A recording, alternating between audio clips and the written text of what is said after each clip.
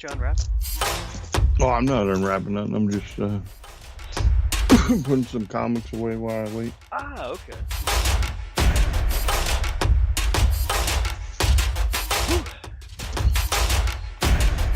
Alrighty. Corner to Corner is live. 5, 4, 3, 2, 1.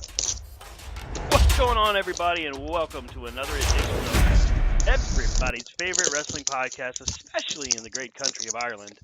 That's Corner to Corner, C2C radio show. I'm Stan Grubb, and my tag team partners, Rob Hefner. What is happening, everyone?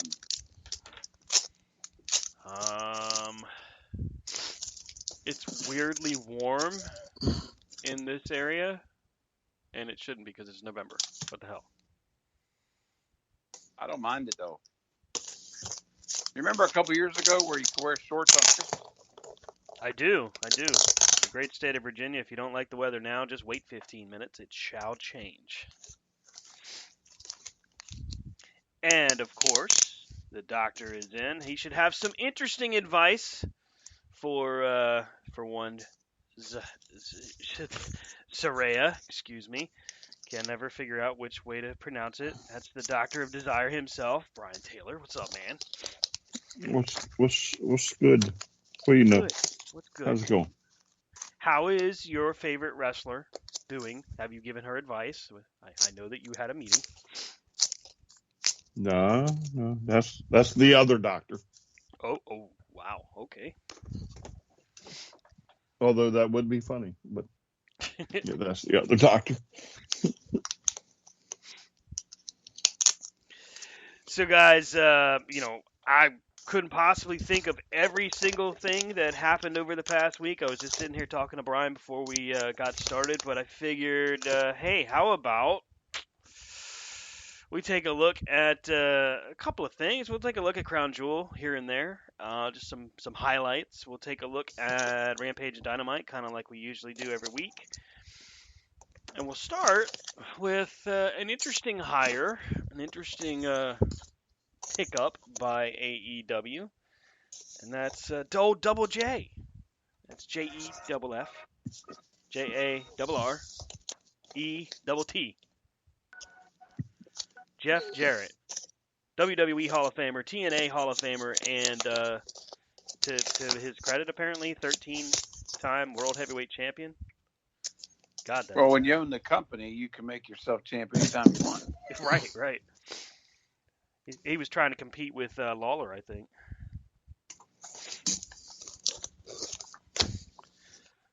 Lawler. How about the hiring of Jeff Jarrett and the appearance of him on TBS smashing the guitar over Darby Allin's head at the end of Darby and Jay Lethal? Very, very, very similar to how he re-debuted in 1999 and smashing the guitar over Buff Bagwell's head. As a matter of fact, if you watch the two segments side by side, it's almost identical, which AEW does have a habit of kind of mimicking some of those things sometimes. I think there's probably more of that goes on in other places also. Yeah. So, I mean, although, well, go ahead, Rob. No, go ahead. No, go ahead. Nah. You are not done. I'll wait. Go for it. I don't care about Jeff Jarrett, so I don't see the point in bringing him back. Mm-hmm. I kind of feel like he had his 15 minutes, and he's just trying to capitalize on the I was fired from WWE, so I'm going to come down here to the competition angle, which he always does. So, yeah, that's my feeling. I mean, he said he's going to fill with body bags. Full body bags, and he's not done. He's going to start what beef can you have with a company you just came to? I don't know. And who's he going to feud with? You put him in there with any other AEW star, and they're going to mop the floor with his old ass. If it's not with Don West and Mike Tenay. If it's not a feud with the broadcasters, then I don't want it. Well, he even said the broadcasters weren't safe. Yeah, he actually did. It was kind of weird because he comes out and, like I said, smashes that guitar over Darby's head, which was like, damn. Okay, well, we're paying attention now. Darby bleeding from the back of his noggin because you see him lean in for that shot, and when he realizes, oh shit, just over anticipated, starts to back away, and that's when the guitar swing happens, and oops. I mean, he brought that damn thing from South Alabama. he was swinging for the fences on that one. I mean, it smashed like a bunch of. He's like, I ain't got to break a guitar over someone's head in about 10 years. And Tony Khan paid for this thing, so you gonna get it all. Mm-hmm. I wonder if that's how he is on the indies. You know what I mean? Like, here's Effie. one price. Here's one price, and here's another price if you want me to smash a guitar. You must provide guitar. You know, like. Game Changer Wrestling had a highlighted match between Jeff Jarrett and Effie, one of GCW's most popular performers, and he smashed a guitar on Effie's head.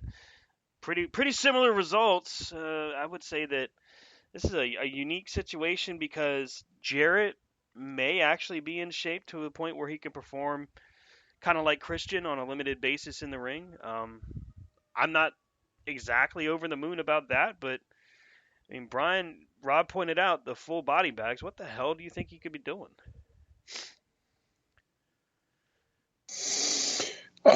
I don't know.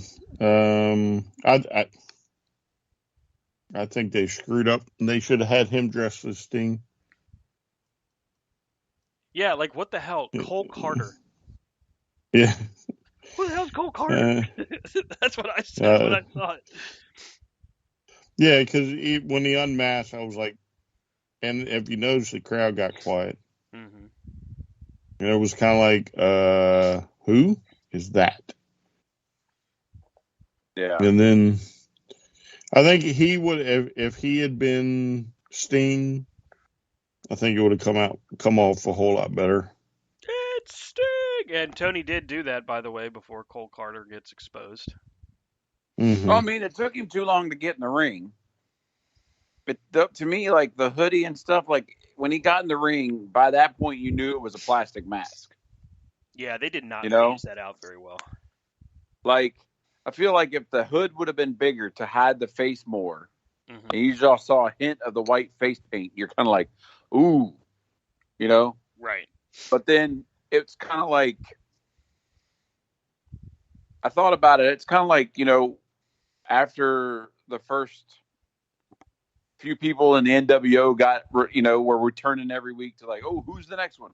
Oh, who's the next one? You know? And then it gets to the point where you're like, oh, who the fuck's that? Who cares? You know, like, who's turning this week? And it's like, hey, look, it's Disco Inferno. Is it? Nobody cares.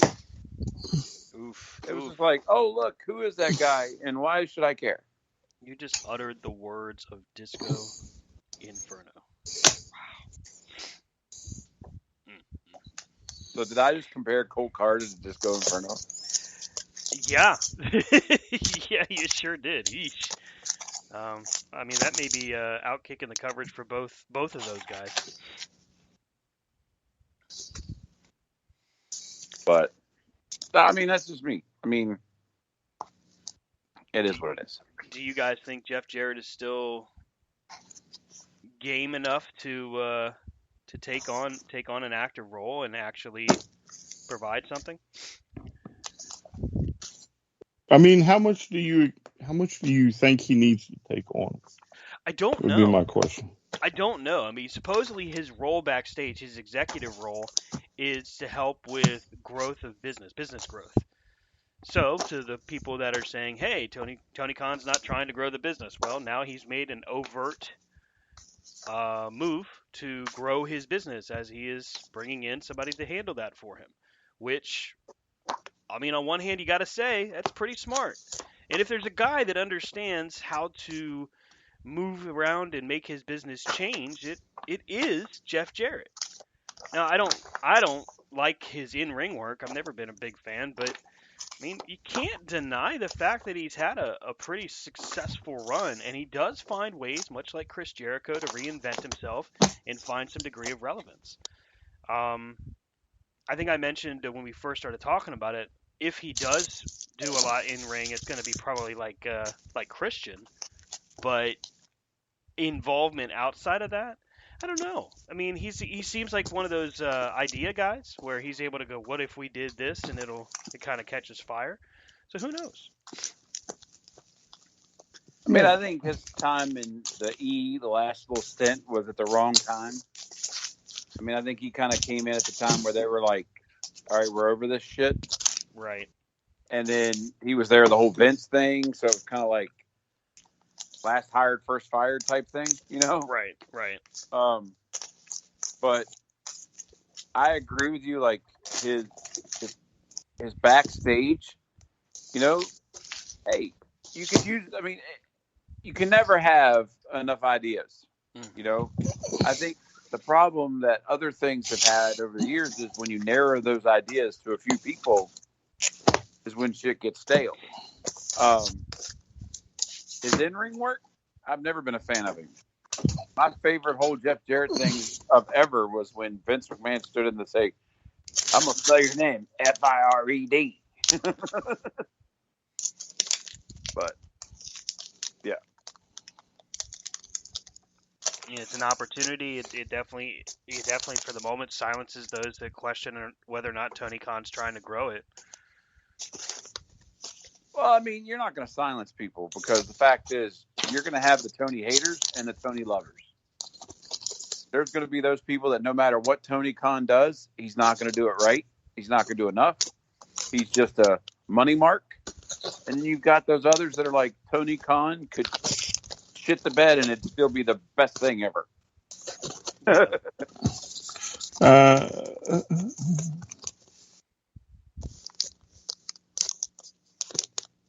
And those in between, you know. Same thing with the E. You got those that are like, oh my God.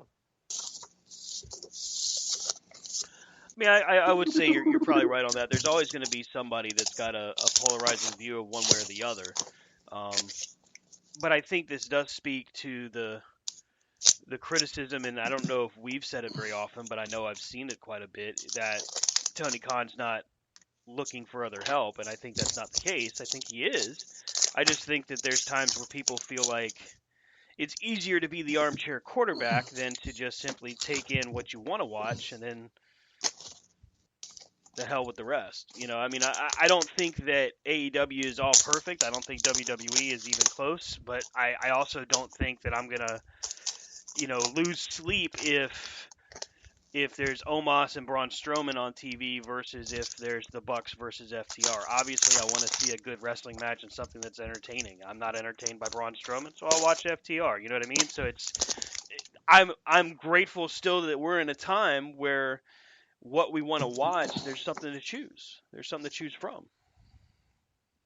Yeah, I mean, like, bringing in people is, that's what needs to happen. Mm-hmm. Now if they cycle people in, cycle people out, hey, bring it in fresh ideas, because hell, the same way of looking at everything isn't the best way, so yeah.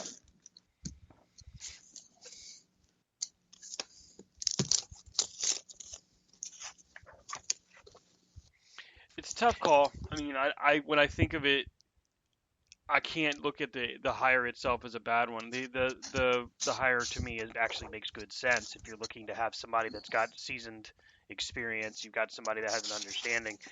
From a television perspective, maybe not so much, but that's just kind of like what you and I just said, Rob. I mean, it's just not really for us, not really our thing in the ring. But hey, he got us talking. He got a lot of people talking.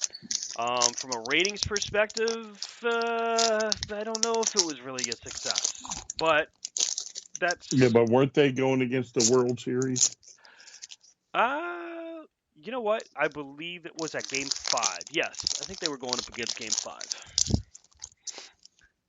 So in that regard, I don't think it would have mattered if you paraded Hulk Hogan out there. Yeah.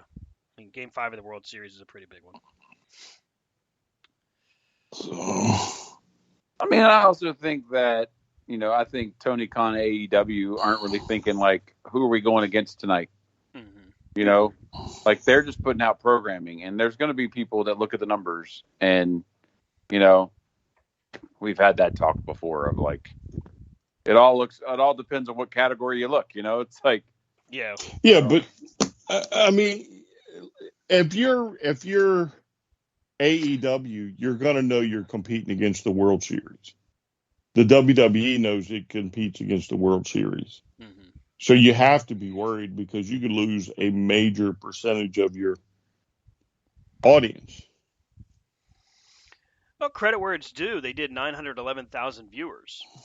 That's not horrible, especially when you consider they went up against the World Series. Yeah, and I mean, they only lost, maybe 100,000? Yeah, I'd say roughly, that's a safe give bet. or take. Right now, their average is probably right around 990, so 80,000. Well, and I'll say this, like, I did pay more attention to what was on AEW TV than who the hell was winning in the World Series. Like, it wasn't until a week ago that I was like, who's in the World Series? So. Yeah, but you're going to have the diehard baseball fan that trumps them being a pro wrestling fan. I mean, if the Nationals had been in the World Series, I'd have been watching. I'd have been watching too. Yeah.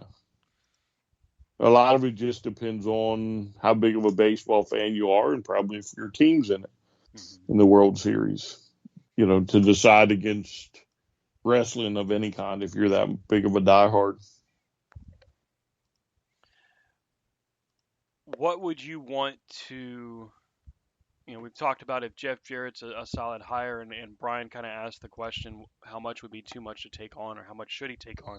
What would you want to see from Jeff Jarrett in this regard? Do you think he's going to do something specific that will help their numbers, or what are you guessing? Who?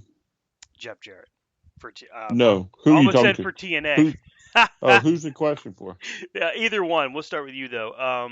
So what is it that you would want to see from Jeff Jarrett in AEW? I don't need to see him do anything in ring. Okay. I need his expertise behind the scenes. Yeah.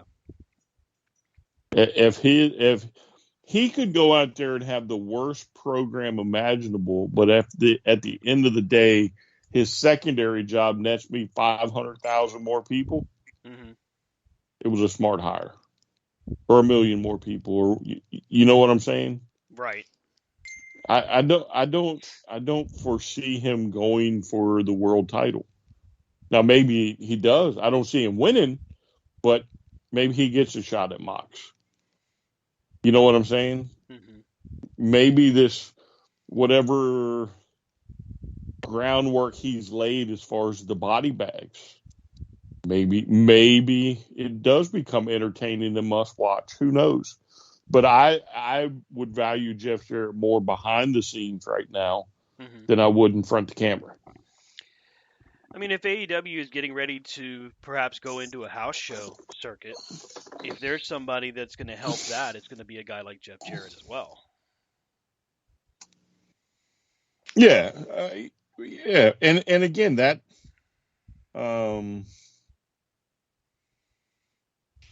but for me though, that's what I need, right? Jarrett is hot and cold, right? Again, like the three of us, there's two of you that want nothing to do with them, right? I'm intrigued at least enough to say, well, let's see where the body bags lie. Well, and again, go ahead. Yeah. If you take Cole out of there, and that had been Jeff Jarrett,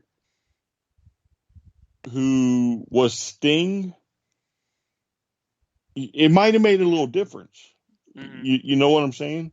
It might have pulled you in a little bit more. But, I mean, I don't really think I've really been into Jeff Jarrett since TNA. King of the Mountain. Yeah. And I his return, I think it was probably like the highlight for me for the last since the 80s. I did like him in the 80s when he was oh crap, what was the name of the promotion? USWA. Yeah, but before the WWE and before the before WCW and all that. Mm-hmm. I did like watching them on ESPN, but not really after that until the TNA stuff. I remember during the 80s there was the conversation of I know this is completely on a side note, but during the 80s I remember there was a conversation of who had the better drop kick, him or Kurt Hennig.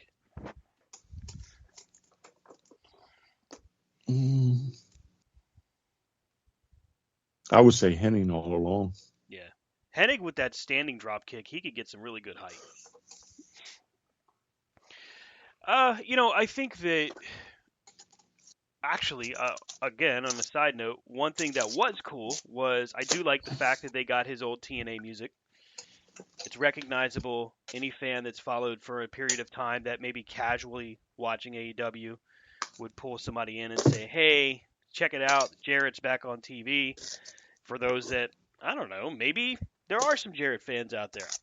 We clearly are a split opinion, but, it could be.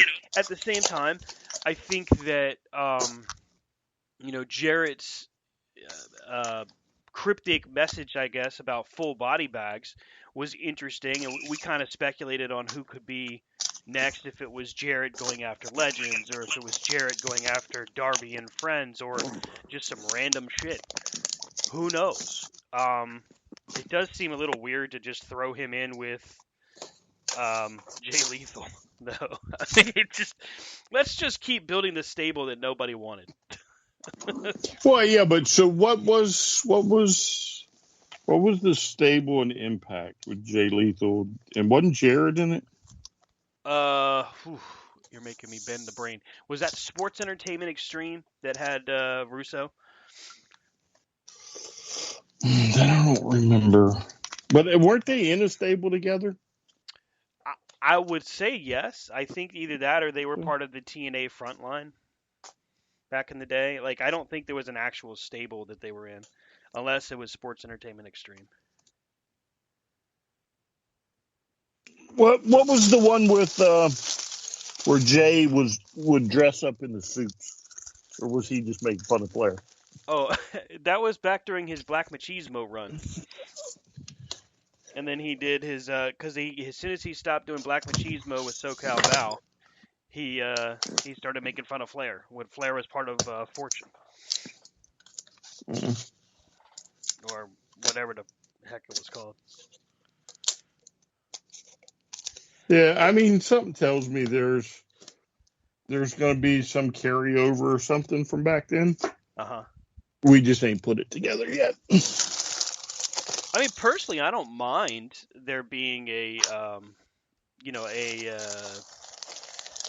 kind of a reigniting of the feud between Jarrett and Sting. If it's a short burst, I think it does have a possibility to bring in a casual fan.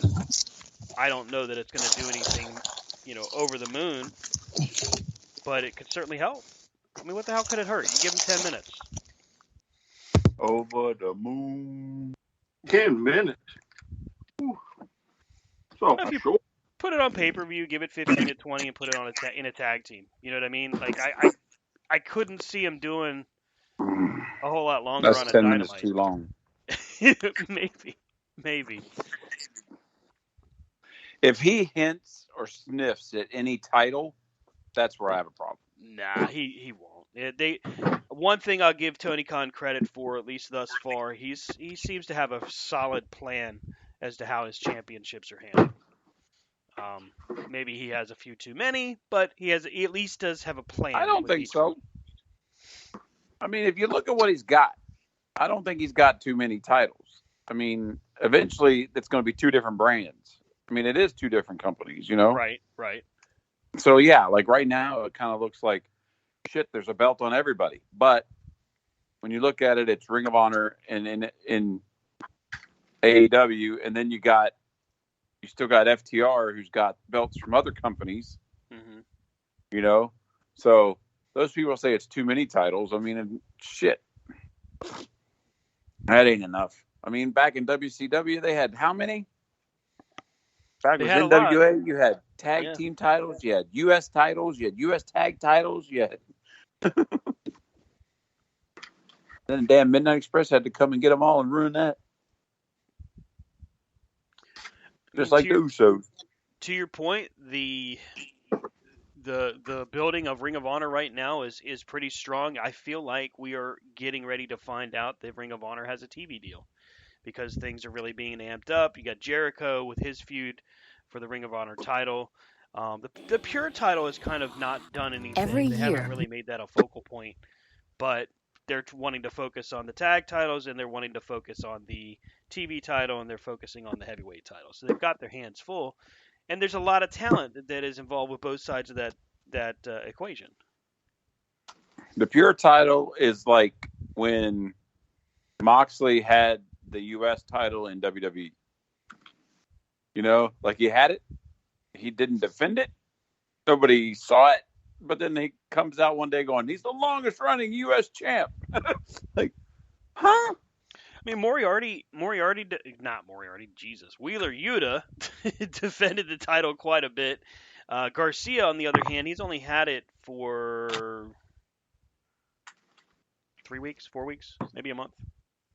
But it's titles like that, and it's things like that you could easily do like the swerve they used to. You know, on a house show, not filmed.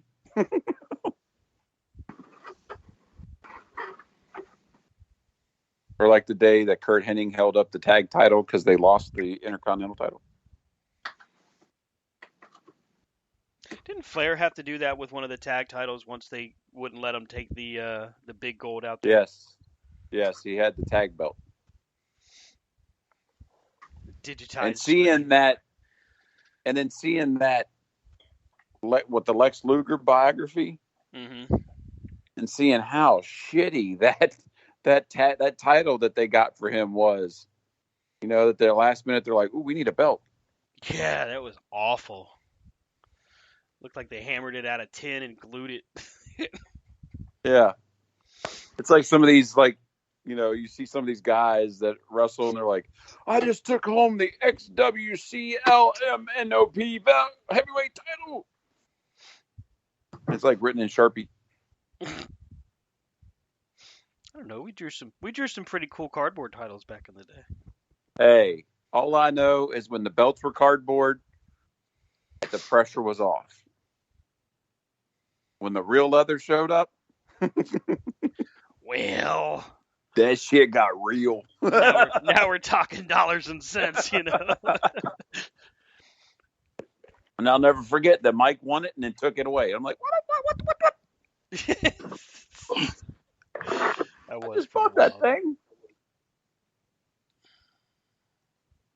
Mother bitches.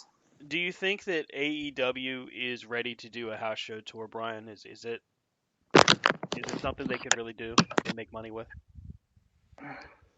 Well, I mean,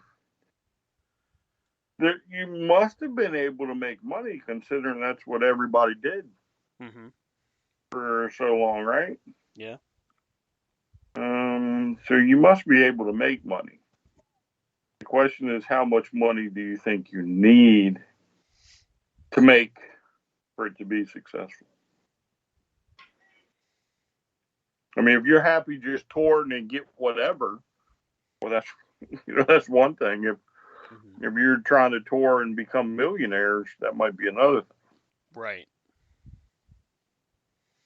I mean, they've done a solid job of building home locations on the East Coast, in the Midwest, and they're really doing as much as they can now to get on the West Coast.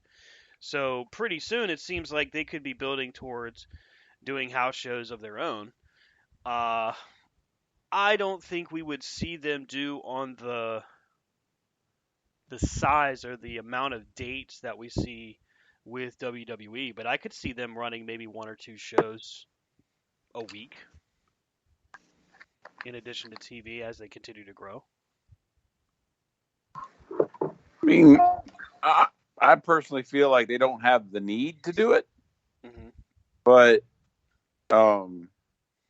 could they be successful at it? Yes, they could be successful at it. I mean, you know, we went to a TNA show, you know, so like I feel like they would be just as, if not. I mean, they're popular. Everybody will go see them. I mean, there's times that if WWE popped up nearby, we would still go see it, you know. But I agree. I mean, I don't think they'll tour on the frequency WWE does, but I also think that's what keeps AEW as a lure, is because you what you see on TV is what you see. Mm-hmm. You know, it's not like ooh, but well, I mean, Eric Bischoff even said that when WCW was doing it wasn't making any money. Well, I was just about to say that. Yeah, I mean, maybe it's not even important anymore. Maybe the house show model isn't something they need to chase after just because other people did it. Did you just say Bischoff said it wasn't important? Was that what I heard? Yeah, he said that. So again, in his interview, he said when he was talking about WCW when he took over, he was saying that they were bleeding money, and one of the things he did to stop the bleed was stop the house shows. But this is coming from the guy that ran a company that had been around how many years? 40, 50? Some craziness like that into the ground within 5 years. I don't know if I'd go to Bischoff on that. Because at the end of the day, you're still making money, or it clearly wouldn't be worth it. But the WWE still does it. And why do they still do it? Because they probably don't put their money guys on it. You might get them once in a while. I mean, that's why you get, you know, their talent roster. That's where you're going to see the guys you don't see on Monday night. You know? Yeah, and for how many years do they test out angles on the house shows, you know? Yeah. Again, though, that's very. I'm glad you brought it up because that could very well be one reason that Bischoff didn't last past 5. I mean, at the end of the day, the lifeblood of wrestling is an audience, a live audience. Mm-hmm. And I mean, they used to run house shows all the time and make money. I mean, Lord, look at Memphis, right? Pretty much a big house show circuit. Well, towards the time that WCW stopped doing house shows that would have been late 93, early 94, when Bischoff had taken over, they were doing 100, 200 people in a high school gym. Now, once Hogan and the NWO start, then house shows start again, and you and we can all remember that when we went to the Patriot Center for the one house show, it was jam packed, and we got a chance to see Sting in a rare moment, which was amazing. But I don't know. I can say that at the time that they were doing the house show run back in the mid 90s versus during the Attitude Era, during the wars, yeah, I don't know. I mean, it wasn't advisable to stop it. I think that just cuts off revenue if you're making money, but we'd have to see the books on that. Yeah, but I mean, think about it. A house show. So again, we go from a gymnasium, a high school gymnasium. Yep. 70s and 80s house show to a house show that is in an arena that you could run Raw or Nitro or whatever out of, and they would be packed. Mm-hmm. I don't think he was losing as much money as he wants to let on. Well, it's also right about the same time he was signing all those people to those asinine contracts. Yeah, and we're not talking about, when we look at the timeline of that, we're not talking about the outsiders and all that. We're talking about Hall of Hogan's friends, bringing in people that people frankly weren't paying to see. Plus, I at the mean, the time when Nasty House, Boys, yeah. Brutus, yeah. I mean, Plus, at the time, I'll, that house show circuit, the talent roster in WCW was thin, very, very thin. So yeah, maybe at that point you're not making money, but it was he must have felt like he made something because he went back to it. well, you sell your merch. Yeah. You know, I mean, you think about how much merch they sell at these things. Because I mean, the three of us, we all usually will buy something when we go to a live event, regardless. Like we'll all buy something. It could be a T-shirt, it could be a sticker, but like, I mean, because we have that thing of like we gotta say we were here, Right. and so we always joked that the ring announcer, because remember we even say it today that, oh, this must be the match that they must have just did the merch talk right before this match. Because they would come out and the match, it always seemed like the match they were like, oh, well, this is going to kind of suck. So, hey, if you want to go to the merch table, now's a chance to go. Did you vote for a Diva dance-off or? Can't say I missed those. We didn't vote for shit. Yeah, I mean, as big as the Patriot Center is. Yeah. It's a size arena, and that was house shows back in the day. And that was what, 6,000 seats? Probably somewhere in that neighborhood. Yeah. Well, I mean, you think WWE house show we went to not, I guess the last house show we went to was at the JPJ. And that was half of that arena, and it was still packed. Yep.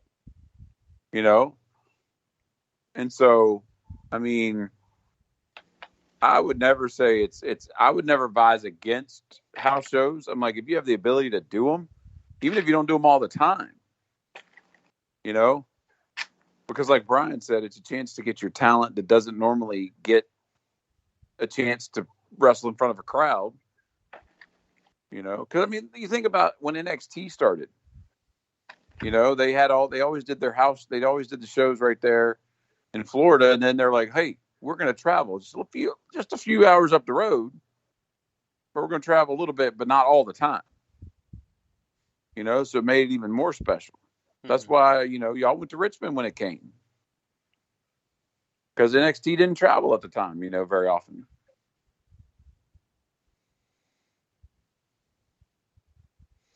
Mia Yim just returned to WWE, siding with the club against Judgment Day. Oh, Dom, don't tuck your chin there, young man. Jesus, thank God. He just took a Styles clash from AJ Styles, and all I could think was, while he was getting him ready, was, oh, he's gonna tuck his chin. That's gonna suck.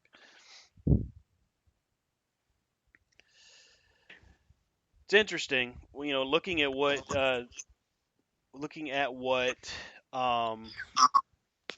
AEW is getting ready to unfold with, what they're getting ready to kind of try to do. I really do feel like they're getting ready to make a move like that. I feel like getting a guy like Jarrett gets the company, hopefully, has somebody in the back there to help organize it, and at least maybe start doing co-branded shows. Like if you want to kind of grow your Ring of Honor brand, maybe you do a show here and there in the Baltimore and New York areas, where their crowds are pretty strong, and Philly, and then, like I said, maybe one or two shows a week. It doesn't necessarily have to happen right away, but it does feel like they're gearing up for the quote unquote brand split.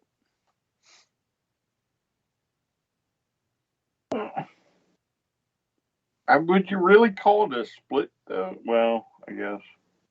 I mean, you kind of do, but you kind of don't. It's he's got Ring of Honor contracts, he's got AEW contracts, and he's made it pretty clear that they are separate. So I think he's just been biding his time to get a TV deal. I think what we're about to see in 2023 is they're going to get, I don't know if they'll get a third hour or an additional hour of programming, or they're going to get just much more invested opportunity with their TV time that they have.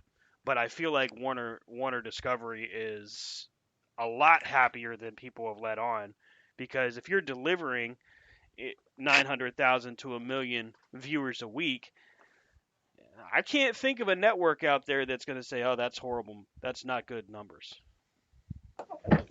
Well, I mean, if you've been paying attention to the interviews from anybody from Warner Discovery, they'll tell you point blank they're happy with it. Yeah.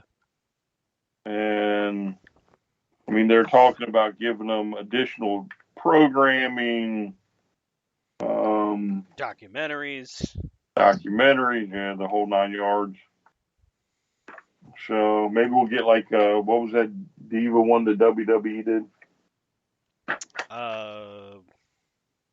Divas. Total Divas. Yeah, Jesus. I couldn't think of it. My mind was erased. Maybe we'll get something. Maybe we'll get lucky and get something like that. Yeah. I think that there's room, and I think that AEW has proven that they're not just in my opinion, they're proving they're not just a fly-by-night. Yes, there's been some challenges. Yes, there's been some issues, but I think they've navigated those waters pretty well. Not necessarily saying that they should claim victory right this moment, but they're moving things in a direction that's pretty positive. And say what you want about the hire of Jeff Jarrett, I just think that getting back into that to close that out I think it was a smart move. You need somebody with the experience like that.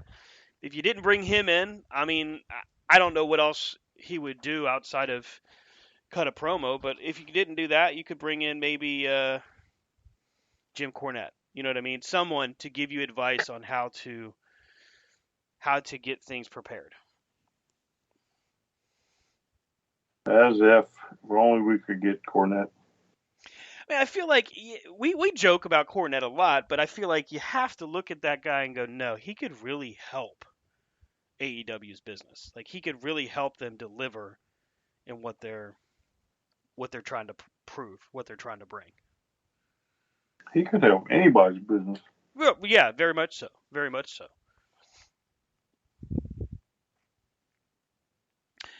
Hey, one thing that happened this past weekend, furthering my fandom for Jade Cargill, she said she'd have to choose DC over Marvel. How can you not like that? Well, I mean, again, whose network are you on? Very true. Very true. Gotta be able to read the signs, read the tea leaves. Just want to say thank you for Jade Cargill, because she is that bitch. I'm just saying. Was that the next segment, by the way? Because that was a terrible segment. No, it was just a note. I actually had written it down earlier because I wanted to mention it because it was cool. Yeah, that was a bad segment. I don't think were we on air last week when Tony Khan, well, what we thought was Tony Khan, announced Chris Hero as Jericho's opponent? I think he did it on text or on Twitter or whatever, right? Yeah. So I yeah, we got had. Obviously Chris Hero wasn't on AEW, but it was interesting because the excitement level for it, I think, had motivated Chris Hero as during that same day he was tweeting out that he was glad to be back and looking forward to taking more bookings. So hopefully it helped him out.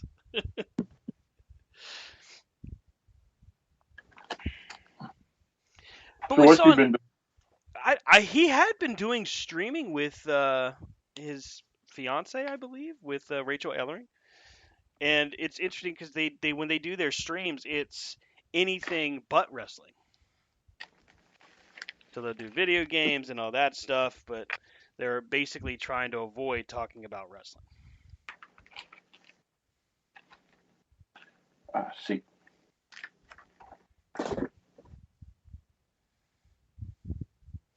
So good for him. So, okay, Jeff Jarrett hired by AEW. Talked about that. Gave Jade Cargill a nice little nod. But how about the return of one Colt Boom Boom Cabana?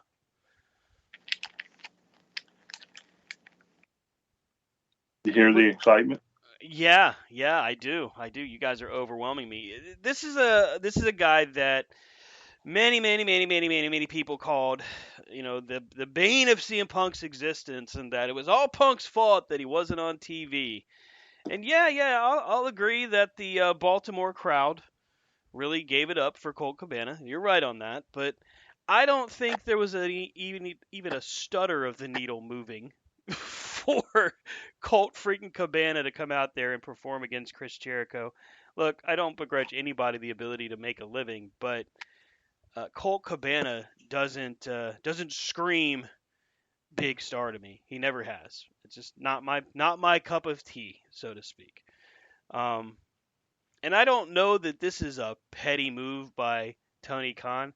I just think that Tony Khan probably felt it would get the best crowd reaction for television. I don't think he gave a damn, but that's my opinion. What do you guys think? Was it petty, or was it just him trying to gear it towards the right direction for TV? They're in Baltimore. Yeah. That's it. That's still. If they had been in, I don't know, pick another spot, Louisville, Kentucky, it wouldn't have been Cabana. I mean, it's a feel good for somebody that needs a feel good, but at the end of the day, they were in Baltimore. Of course, they're going to somebody that's familiar with the crowd. Rob, what about you? Colt Cabana, does he move the needle for you? Did move it in ratings? I don't like Colt Cabana, so no. I can remember when I would watch Ring of Honor, I would turn it off when Colt Cabana would come on TV. I don't like comedy wrestling. It's just not my thing. Brian always tries to tell me, but it's a good part of the show. And yes, sometimes it is, but I just never got into Colt Cabana and his in-ring, whatever the hell he called his shenanigans. I never thought he was a credible threat for a title match, and I never felt like it made any real sense to have him on TV. I will say that his skits and his segments with the Dark Order were funny. His stuff with BTE with Kenny Omega was funny. But when it comes down to it, he's still a guy that, I don't know. This is going to sound real cold, but he's still a guy that didn't make it in WWE because he was a DJ something. You know what I mean? Like he was a nobody. And I just don't see it. I don't see any kind of addition that he brings to the table. I don't know that I ever will. So I'm not a fan, but it's not like I probably haven't enjoyed a Colt Cabana match or two, because I think he's talented. Just he doesn't have it. Some guys have it, others don't. Yeah, I don't think we're gonna see a Boom Boom T-shirt surge. You know what I mean? Like it's just not gonna happen. Actually, I may have one or two. Get out! You have Colt Cabana merch? And that pro wrestling tees. Boo. I think I have his autograph on my wall downstairs. It came with the pro wrestling tees crate. Yeah, I may have his autograph too, if it did come. Suckers. Hey, that's okay. Hey, you give me an autograph, it's fine. Guess what Stan's getting for Christmas? Colt Cabana t-shirt, Boom Boom t-shirt. Boom Boom. No.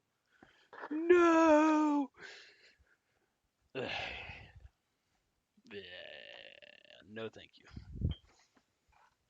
Too late. No, damn it. No. Extra medium. But that's what I already wear.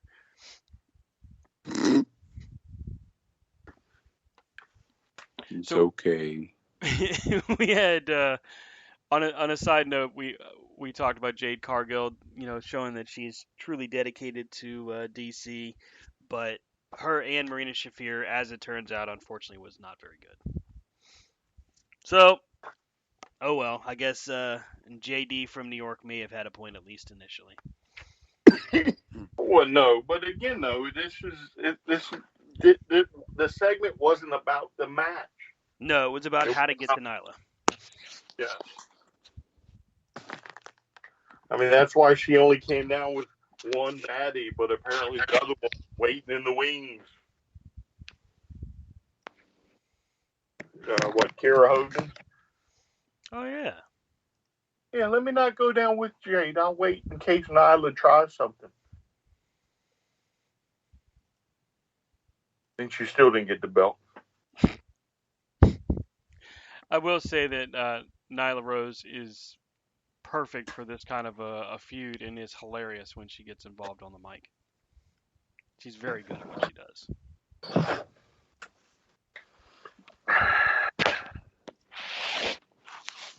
Okay. Don't strain. I'm just saying. I think she's got that certain something, man. She's got something special. Got something special. It's something unique. You know what I'm saying? I got you. Okay, so we had two things that came out of Dynamite that I wanted to point out, and then we'll go to Crown Jewel, and then we'll come back to Rampage and talk about a dream match. Let's see here. First part was what led us to the dream match that we'll talk about later, and that was the triple threat between Orange Cassidy, Rey Fenix, and Luchasaurus.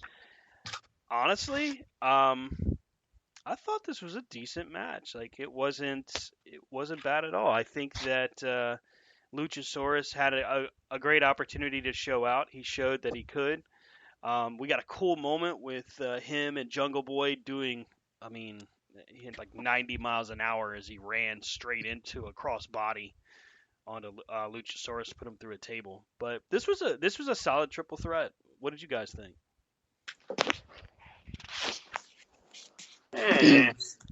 Action packed. Action moving, but it was all right. Yeah, it was all right. Wow. Just all right from both of us. Okay. Yeah. I'm not a Luchasaurus fan. Shut your mouth. You take that back. I'm not gonna, lose my stuff because he shows up in the ring. I'm not gonna be like, ooh, Did you just have a seizure on the air? Like, what the hell is that? Well, that's what you do when you see Luchasaurus. I like Luchasaurus, man. Jeez. He's not that good. Wow. No, and then. Damn. No, and then. Okay. Well, alrighty then. But this did give us an opportunity to see what the dream match would be. The winner of the triple threat gets a contract that they can choose their dream opponent. And we found out we were going to get on Rampage Orange Cassidy defending the All Atlantic Championship against Katsuyori Shibata, who had a great cameo moment at Forbidden Door, and a guy that many felt would never come back to wrestle comes back on Friday, and we'll talk about that in a moment. Had a great dream match moment there. Ring of Honor TV title was Samoa Joe and Brian Cage. I wanted to identify this because Brian Cage is wrestling on a different level right now. I'm not saying he's better than all his people. What I'm saying is he's proven a point. Don't keep me off television. Keep booking me because he showed out and he had a great matchup with Samoa Joe. Okay. Damn. Oof. All right. Rob says okay. Okay. Help me out, Brian. Am I alone on this? Having amazing matches like with Samoa Joe. So, I mean, I don't think that he hasn't not been having amazing matches. Mm-hmm. I don't think that just because lately he's been on TV, like they've been any less. I mean, he's fun to watch, especially for a big guy. Mm-hmm. But I mean, I think he's always been putting out that type of match. Maybe you just haven't forgotten because you ain't seen him in forever. But Mm-hmm. Well, I mean, I think what we're seeing here is that maybe it truly is a situation when somebody's not on AEW TV that they truly don't have anything for you creatively and they don't want to waste your TV time, so they wait and then they bring you out and make sure you've got something that's solid and substantial. I mean, I don't know that I would say that Tony Khan was ignoring Brian Cage, but if he didn't feel like he had something that he could absolutely provide at that time, he doesn't want to waste the TV time and he doesn't want to have somebody just there to be there, which I think is smart. I mean, he doesn't book the 30 people chasing around the 24/7 title kind of thing. It's giving us an opportunity to see good quality segments, and he's choosy about who he puts in his roles. choosy. Is this like a Jif commercial or something? Hey, choosy wrestling fans choose AEW. Huh? So I guess to a point, maybe I can see where you're coming from. However, if you have a talent like Cage, I want to get him on TV Mm-hmm. as much as possible. Yeah. Because a guy like Cage, he might be able to help you ratings. Definitely. I mean, he's got a unique look. He has a unique presentation in the ring. What he does is you don't have a lot of people that can do what he can do, and that's a rarity. So if you have that opportunity, I agree. Keep him on TV. Yeah, as much as possible. Mm-hmm. And let it beat up like Luchasaurus every week. People love it. Hey, don't beat up Luchasaurus. He's a good guy. Everybody likes Luchasaurus. Well, almost. No. Only you. There's only one Luchasaurus fan, and it's Stan Grub. I'm glad you finally admit it, sir. I mean, his figure sold out pretty well. Well, you bought half of them. I mean, look, I may have 5 cases, and everybody might get one for Christmas, but that doesn't mean that I've cornered the market on Luchasaurus. I will burn it. Oh my That God! will go down as the shittiest Christmas present. Damn. All right. Well, I guess that handles that. Sorry, Luchasaurus. I'm trying to give you some good airplay. The guys are shutting it down. I guess we got to move on. Maybe make a deal with somebody else before you start giving it airplay. Now I know that Brian saw some highlights. Rob, did you watch Crown Jewel? A little bit. A little bit. Okay. So I figured we'd do a brief overview of it, see if there's anything that stood out to you, anything that stood out to me. We'll start with you. What stood out? What jumped off the page for you for Crown Jewel this time? Me? You were at Crown Jewel. I was impressed with. I mean, I don't like Logan Paul at all, but I was impressed with his in-ring, like the things he was doing with the amount of matches he has under his belt. Mm-hmm. I was impressed as hell that WWE finally was like, no, we're not going. Maybe we won't go because, they're bombing over there. Yeah. And so the fact they took the belts off Alexa and Asuka as fast as they did, Mm-hmm. that was surprising to me. Still seems that Triple H doesn't quite understand how to make something matter when it comes to factions and feuds. Like, we're still seeing some of the same recipes. Like right now in the ring on Raw is Bianca Belair, Alexa, and Asuka, and Damage Control is opposite them, and they are facing off right now. They're talking on the microphone for what seems like forever. This has been going on for Right. what, since August? So 3 months now. Jeez, put it to bed. Well, I mean, my issue is like, what's the point? Mm-hmm. You know, like what? Like obviously there was a point with Bianca Belair and Bayley. Right. Now, you know, now you have the tag teams going at it. You've got Bayley who couldn't seal the deal and win the belt. You got her girls that lost the belt, then got them back. So I agree, but you know, at least I mean, you got to say now they're at least getting at least a little bit more airtime than they were before. Mm-hmm. You know, because Alexa's actually there and not, you know, posting on Instagram and stuff going, oh, it'd be nice to be back and working, you know. Now, WWE getting ready for Survivor Series this month. Their plan is for War Games to happen at Survivor Series this month. We don't know the exact layout, but I've got a feeling it's going to be Damage Control and Bianca's team. And then on the men's side of things, probably the Bloodline against a conglomerate of people to take them on. Not sure who that's going to be yet, but I have a feeling they're going to be gearing that up towards whoever Roman's opponent's going to be at the Rumble. Oh, there's Nikki Cross. Mm-hmm. They have totally gotten away from the she's the superhero. Thank goodness. They're That going was back to the she's a crazy girl. Yeah, and I think that was the smart move.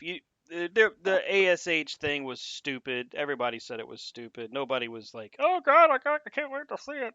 No, it was But dumb. wasn't that her idea? The ASH thing was, I mean, people say it was her idea, but I think it was probably presented to her by like Vince or somebody, and she says, "Yeah, let's do that," and then she got behind it. Yeah, but Seems I like thought she had a similar character before the WWE or something. if she did, I haven't seen it, so I would have to look that up. Actually, I'll look it up. Nikki Cross before WWE. We'll look it up. Brian, highs and lows of Crown Jewel. I don't know. Why he's looking up whatever. I don't know. I just saw highlights. I didn't watch the thing. I'm not watching the WWE program until March or whenever the Rumble is, February. So who do you think is going to be the one to take the belt off Roman? I don't know. I think they're stupid and painted themselves in the corner. So I don't know if anybody's taking that belt off of them. I was talking to somebody today, and they brought up a neat angle I hadn't thought of. Sami Zayn. Like, Sami Zayn starts getting the trust of Roman, and then it turns out that the way they separate the belts again is that Sami and all the stuff that Roman's signing or whatever, he signs away the Universal title to Sami Zayn. Well, I'm sure they'll get it off of them somehow, but I mean, I guess it could be Sammy. I mean, I think we talked last week. I think he'll be involved, but God, I mean, I guess you could put it on him. Nikki Cross began performing in 2008 under the ring name of Nikki Storm. It was a name given to her by the ring announcer Marty Michaels, inspired by X-Men's character Storm. There you go. Good call, Brian. Don't know how you pulled that, but very good. I think they even talked about that on WWE programming that, or somewhere, that I don't know, her character was a comic book character or something, a hero, I guess. Your guess is as good as mine on that one. I as soon as I saw the Nikki ASH stuff, I immediately tuned out. Like I was not paying attention to the build, not paying attention to any explanation or commentary. But did you watch Luchasaurus? What the hell? Hey! You take that back. Luchasaurus is a legend. In your mind. Hey, gotta happen somewhere. Bobby Lashley and Brock Lesnar at Crown Jewel. I didn't really see a whole lot of it. I didn't understand why we're going back down the same road again. I don't want to see it. Tired of Bobby Lashley and This is what happens when you walk out of the company only to get convinced to come back. Because Brock was in a main event feud. That's right. He was going through his work with Roman. That's true. Yep. And then Vince left, and Brock said, "Deuces, I'm out." And then they called him in the parking lot and said, "No, you're on a contract. Come back." And they put him with Bobby Lashley.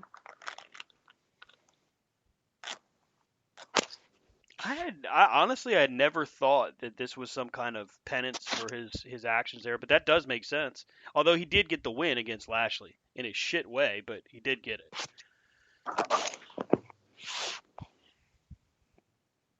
Yeah, I mean, he clearly had to be somebody Vince wanted in the main event spot. You know what I'm saying? And then once Vince was gone, Triple H was like, "No, I don't think so. Back down the card you go." I feel like Lashley, his best work was as part of the Hurt Business, and I feel like Lesnar, that his moment with Roman, where he basically drove the tractor down and did the whole thing at SummerSlam, that would have been a cool piece to close his career out on. A cool note. You know what I mean? He puts the guy over in the end, which is what has been a time-honored tradition for as long as we can remember. And then at the same time, it's a good way to do business, I think. And I think that would have made the most sense. But instead, it was this, all right, well, let's bring him back and do this again, and then we're going to do it again, and then we're probably going to see it again at damn WrestleMania. Like, oh, thank you. I don't think it's time Brock gave it up, do you?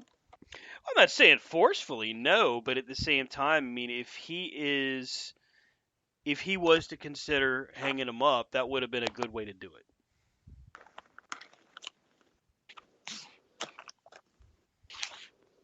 Okay. I didn't know he was ready to retire, but okay. I mean, if he keeps wrestling on this current schedule, he could probably go for another 3 years. I mean, what's he wrestling? Four big events a year? Yeah, he could go longer than that. Yeah. I mean, plus you're right, because plus he does the quick segments on Raw or SmackDown, and it gives somebody a moment with them, and that's a good point. I don't know that I could argue that. Let's see here. Drew McIntyre and Karrion Kross's cage match. Yeah. I don't know about you, Rob, but it wasn't all that great. No. I mean, again, you got somebody like Karrion Kross who comes back, and then here you go. So, meanwhile, you have the waste of space, which is Austin Theory, walking down the ring with the Money in the Bank briefcase, which, again, Austin Theory is a waste of space. And yet again, another wrestler with the, I'm so good looking, I'm going to take pictures of myself gimmick, because that worked for Fandango and Tyler Breeze. Well, you really don't like that gimmick. I think it's stupid.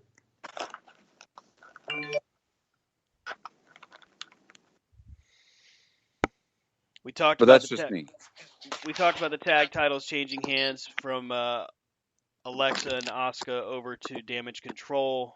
They should have never taken them off of there if they were just going to do it in Saudi. Although the reason I figure that it happened is just that so they could make sure something happened in Saudi Arabia.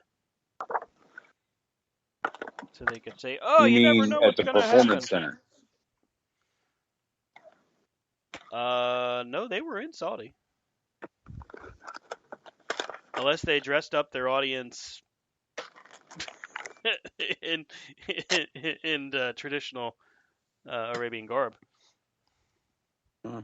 I'd read somewhere that with all the stuff going over there, they were going to record it from the Performance Center. So there was a plan to do that, as supposedly Iran was putting some threats out there that they were going to be doing some bombing. But from all accounts, they went ahead and went on with it. I had not seen anything that would say that they weren't going to do it. Only if they had upped the security issue. Well, I mean, I don't see how much you can protect yourself against a missile of some type. So, right. I really don't know how they would have pulled that one off.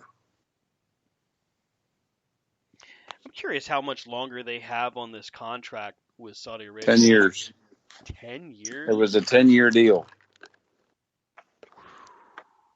And they started. We're in year 4. And then let's not forget that somebody pointed out that they've made more money in so many years of doing Saudi than they have in the entire WrestleMania. Yeah, there was some crazy number floating about. I want to say it was yesterday and this morning. Something like $800 million. That's insanity. I mean, good Lord. That's a lot of money.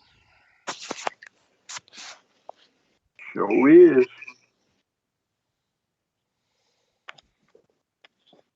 OC and Judgment Day, that match did suck. The tag title match between the Usos and the Brawling Brutes was not very good. Roman Reigns and Logan Paul. Rob, you said you're not really a fan of Logan Paul. I get it, but I felt like Logan Paul showed out. I mean, he came to play. He had a great match with Roman.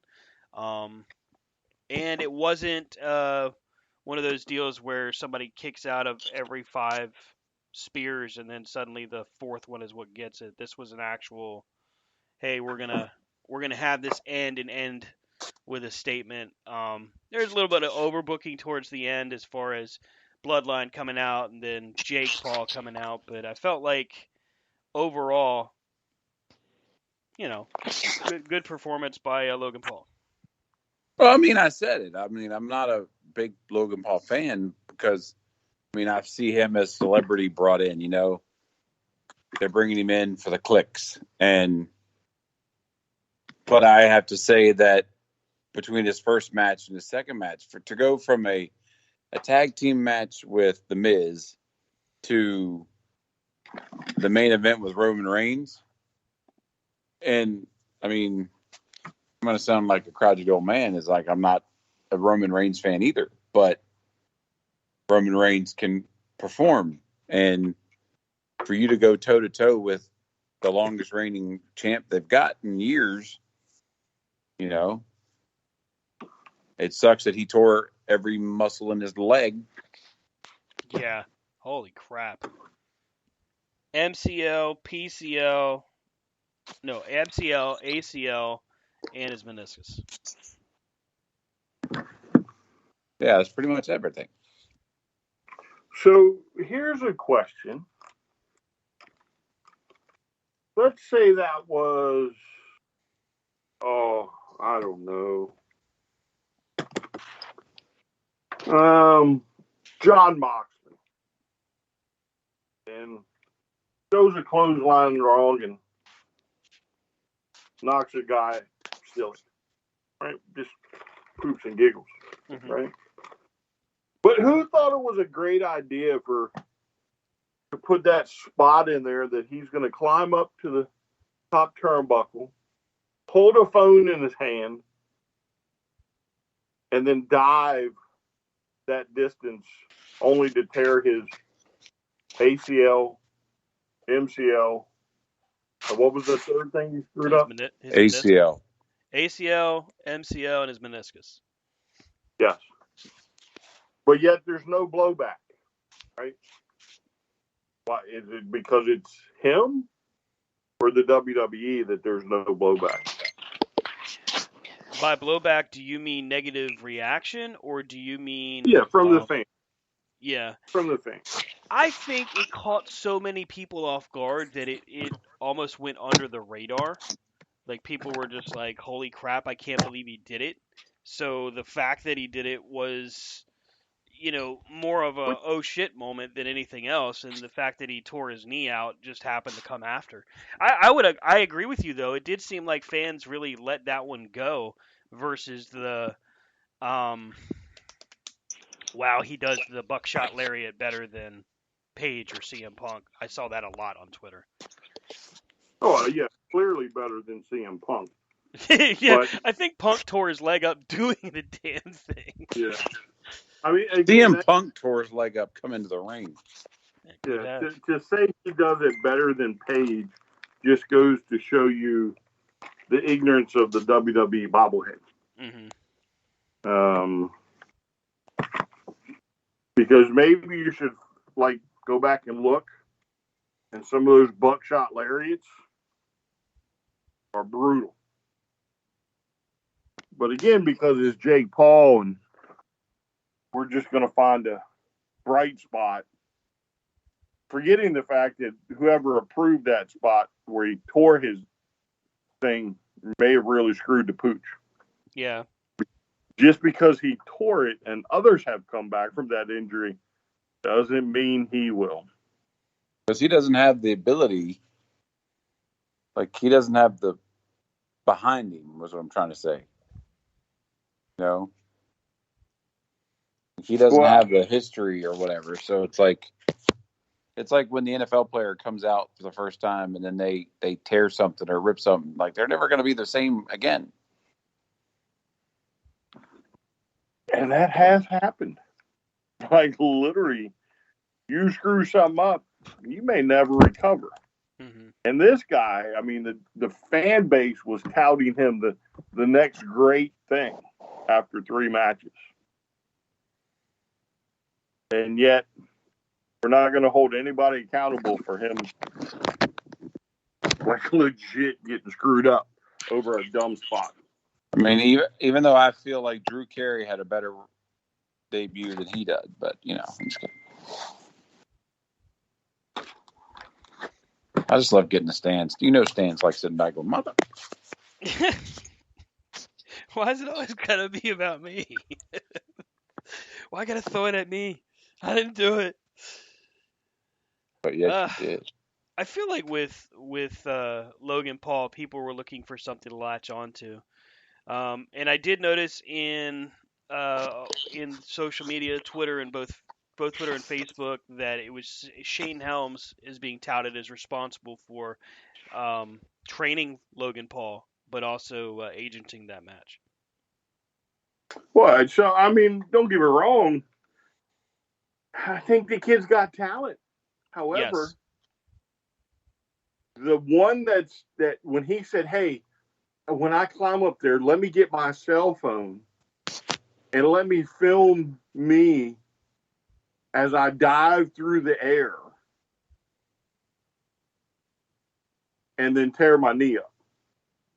Well, I mean, the spot itself is just, it screams Logan Paul. It's exactly what he would do, right? But at the same time, in doing that, and I don't know if that's something you can really practice with a crash pad. I don't know that I'd recommend it, even if you could.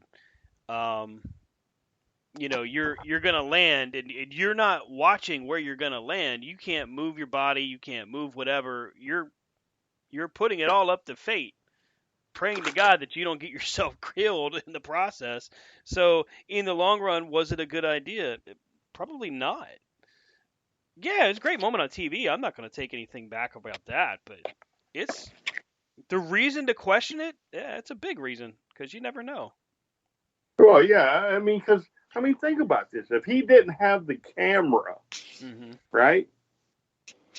Maybe he's not thinking about what a great shot I'm going to get. Right. As I dive in the air, and maybe he hits it and he doesn't get tore up. And maybe at WrestleMania, your main event is him versus Roman Reigns, and maybe he gets it off Roman. But I think the window for him to come back for WrestleMania is probably closed right now. Yeah, I mean that's going to be a long recovery. You got too much to go back through. It seems like he's making an appropriate level of money where they're going to try to bring him back when he's ready. I'm sure they will because it's an attraction. It's like it kind of reminds me how they treated Brock Lesnar.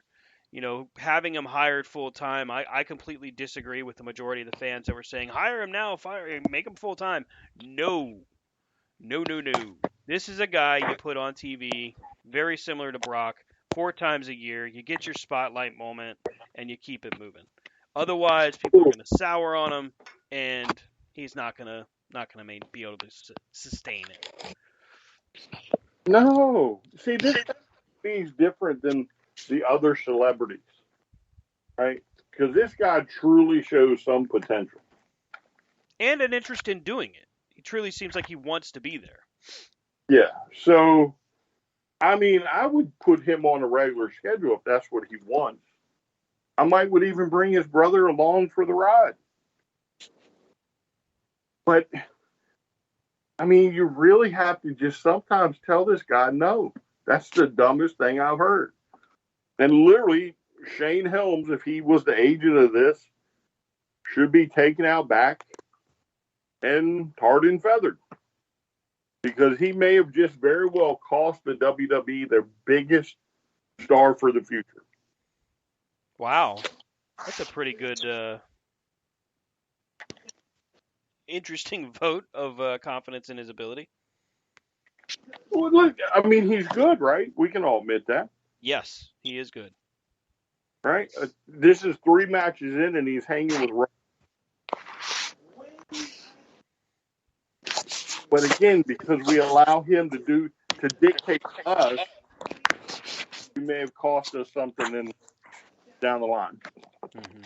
Well, I mean, I think that goes back to what we've talked about before. It's like there's always that need to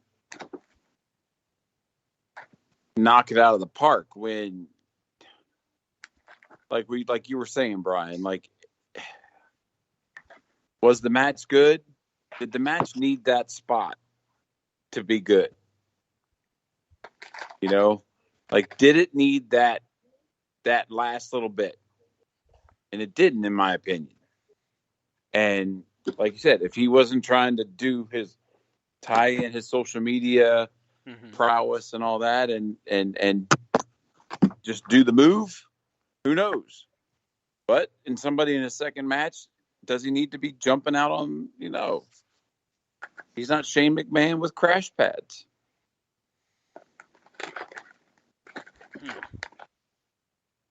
You know, when I envisioned us talking about this, I did not think we would have this kind of conversation about Logan Paul. But I mean, I could see your point. It's one of those things where do I feel like the match needed to have that to happen? No, it did not. The match itself was good. I mean, it was very good. And to Brian's point, Logan Paul did more than hang with Roman. He shined. He did really well. And to do that kind of a moment, yeah, I mean, I stand by what I said. It does follow with his character, but it's one of those situations where, man, I don't know. I don't know how old Logan Paul is, but I don't care if you're 20 or 30. It doesn't matter. You tear your knee up in that many spots. You guys made the point. I think the best way to close out this segment is to say that's a long recovery, and he may never be the same for that. So it could very well be a blown opportunity there. Yeah, and again, I'm okay with the spot. Mm-hmm. I'm not okay with the phone. Yeah. I don't know if it was a phone or a GoPro, but either way, it's what caused him to not know where he was going to land. Yeah, I mean, that's what I think. Because he was holding the phone. It's the perfect shot. That's what happened.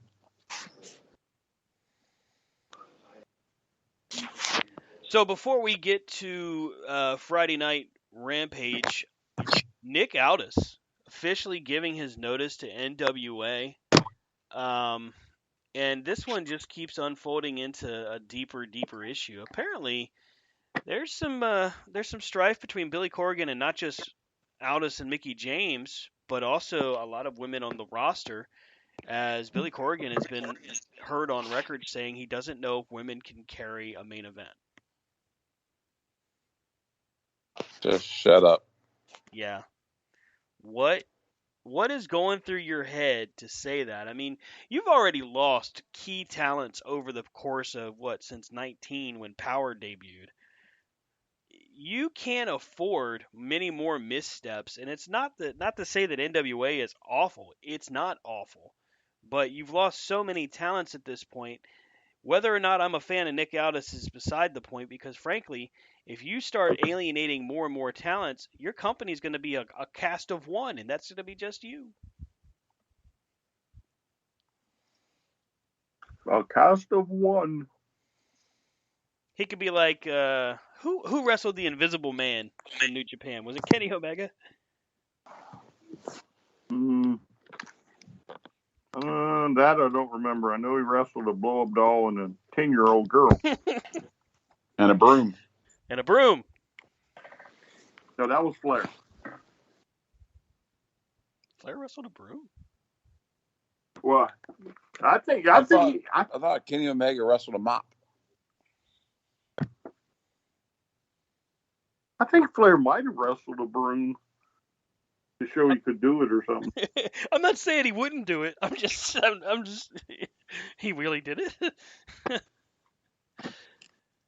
Flair do anything for $1. Oof. Ouch. What, have you tried Woo Wings yet? I think this was like televised too or something. I'm looking this up right now. I've got to know. Did Ric Flair... Well, yes, he did. Oh, no. I'm sorry. It's... Long-awaited Flair vs. Broomstick match fails to live up to hype. From Kayfabe News on September 22nd, 2012. Thank you, Kayfabe News.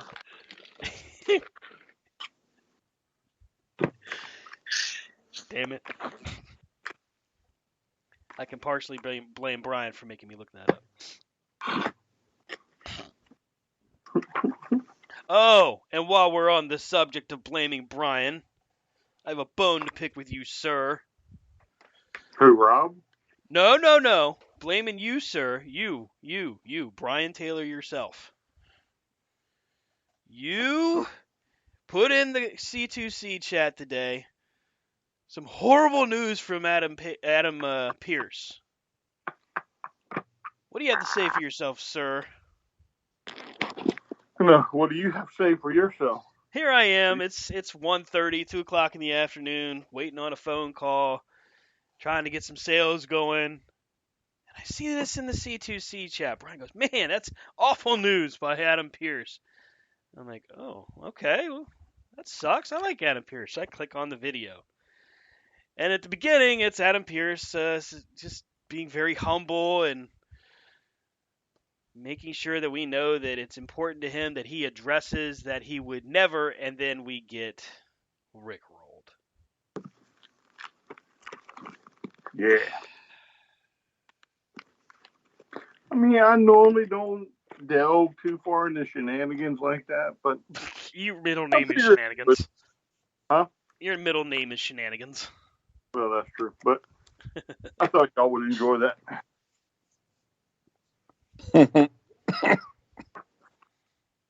I just love the fact you got him. I can't believe I fell for it. I'm like, oh, damn, what happened to Adam Pierce? No. Son of a gun. Son of a gun. Right now on Monday Night Raw, The Miz and Johnny Gargano. Another feud that I don't want to see. At all. Ooh. That'll put I think they're trying to think of up a way to introduce Johnny Gargano without him having to go, or maybe they're setting this up to be Gargano versus Ciampa. I'm cool with that. I'm cool with Since Gargano Ciampa and Miz were hanging out a few months ago. Mm-hmm. You know? Ciampa, by the way, out of action for recovering from a hip injury. Apparently had surgery about a week ago. Looking forward to seeing him as soon as possible because a team DIY reunion would be cool. Yeah, I mean, I don't know why you wouldn't put them together as a tag team and just let them beat the piss out of everyone. And let them go toe-to-toe with the Usos. I bet that match would be great. Because the Usos could come out and say something to the fact of, like, we beat everyone here. Right, There's right. no one else. There's nothing else to do. We're bored. And then the music hits. Yep.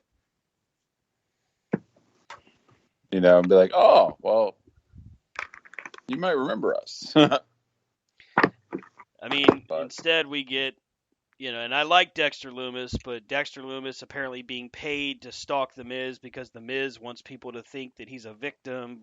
What the hell storyline is that? That's a Vince McMahon idea if I ever heard it. Jesus. And that's the problem when you still have Vince McMahon little stooges in the company. Oh, I bet you he's on somebody's phone all the time. Hey, it's pal. like Make sure Paul does this. Oh, okay. All right, Vince. Well, it's like in NASCAR when they suspend the crew chief, but the crew chief is sitting in the shop in Charlotte with all the monitors and everything on FaceTime with the crew chief, the crew while they're at the track, Yeah, literally doing the same job. Just he didn't have to travel. Right, right. He's on the damn radio because of the internet, but it's whatever. Yeah. But I'm hoping that, I think over time you'll see changes. Do I think it's going to be like what I hoped, that Triple H would wave his wand and everything would be fine and it'd be like NXT on a main scale? But you're going to have the changes, and it's just. But I agree, some of these storylines just make no sense. It's like they keep pushing the Miz into every storyline out there. Like, are they going to?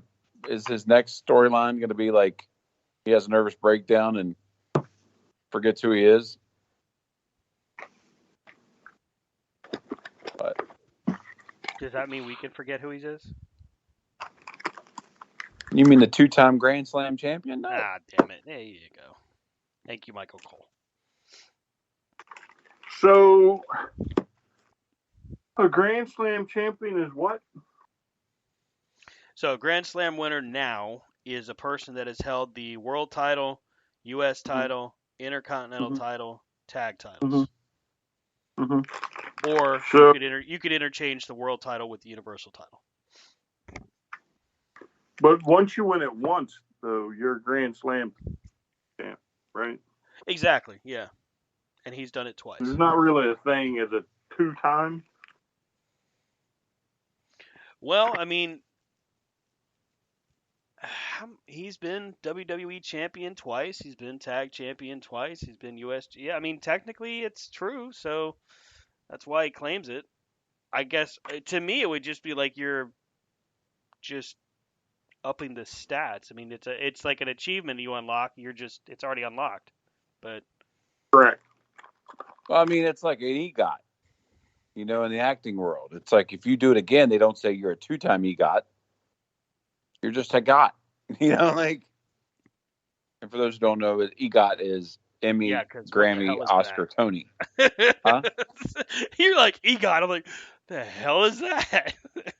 It's an actor or an actress that's won everything: the Grammy, the Tony, the Oscar, and the Academy Award. The Emmy, Oscar, yeah. Let's see. The Emmy is TV. The Oscar, obviously, is movies. Grammy, music. What's the Tony? Is Tony that Broadway? is Broadway. Ah, okay. Huh. All right, I might be mildly curious as to who might have won that before. I think Jennifer Hudson won it, actually, recently. Not bad for somebody who didn't even make it on didn't win American Idol.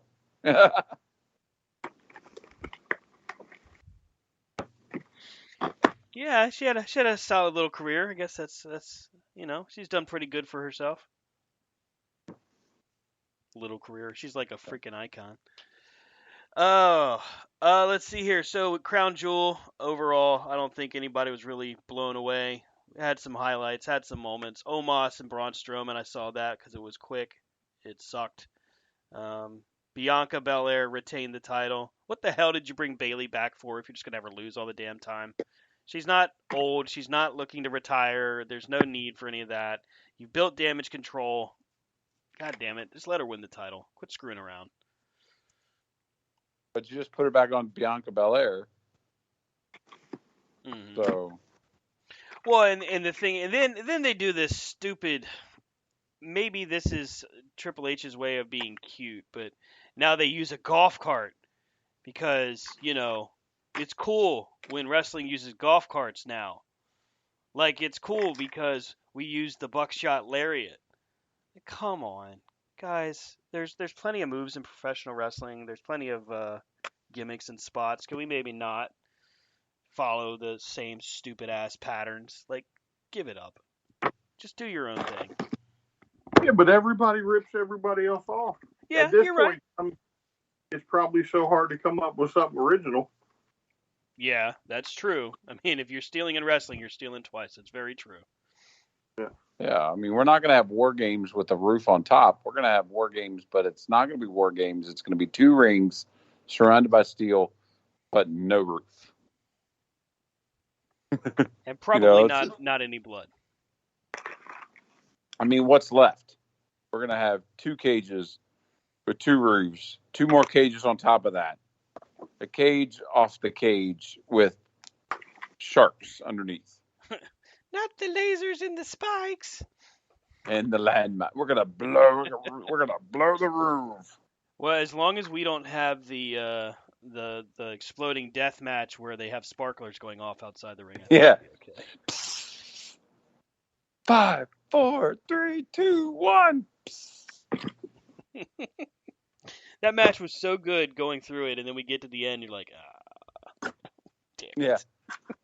But you got to give Eddie Kingston credit for selling it to the end, man. Yep.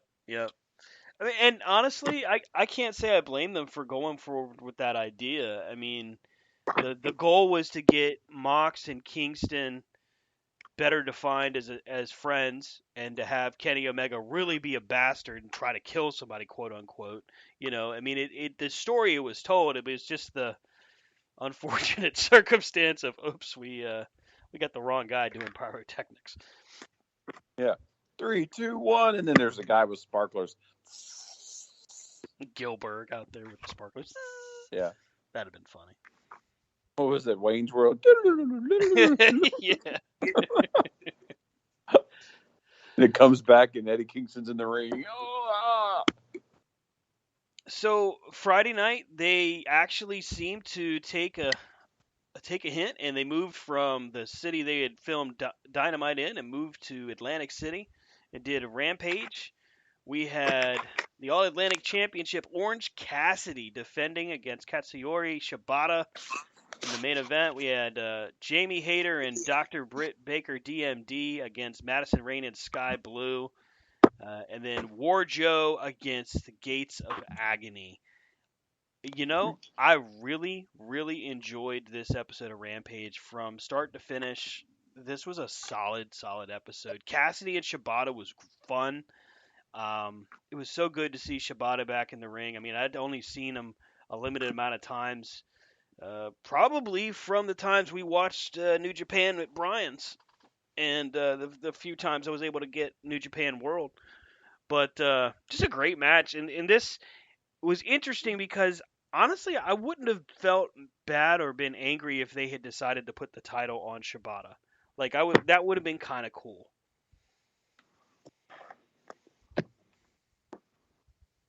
But I mean, I don't know if they got him how what his contract is. Yeah, whatever. What is his deal if he has one? Yeah. Yeah, word is he's only here for two matches.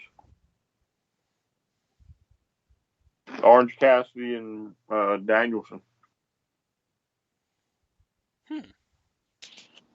Because he wants those are his dream matches.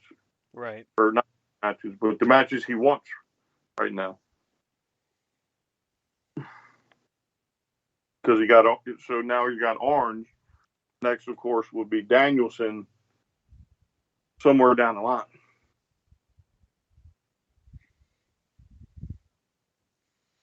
Well, Danielson and Shibata will be great. There's no question about it. I can't wait to see that happen. Why did they have Mike Tyson do commentary for this matchup? Can somebody please explain to me why that was the case? I don't understand why you have Mike Tyson do commentary on anything. Be serious, Thwob. I know. And just to confirm, I will not ever do this impression in front of him. Exactly.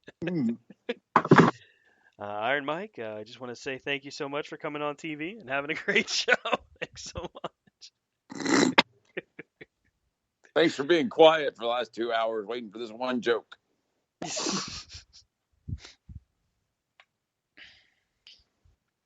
I mean, I would imagine they brought him on because they brought him on in the past, and lately they have been bringing out. Yeah. Well, they've been aligned properly with stars in each area. I mean, they had Rick Ross there recently, so the amount of people that they are appealing to now, they're trying to broaden that out.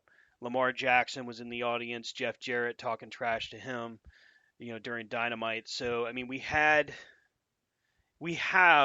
the right elements of celebrity and wrestling mixing together here in AEW right now.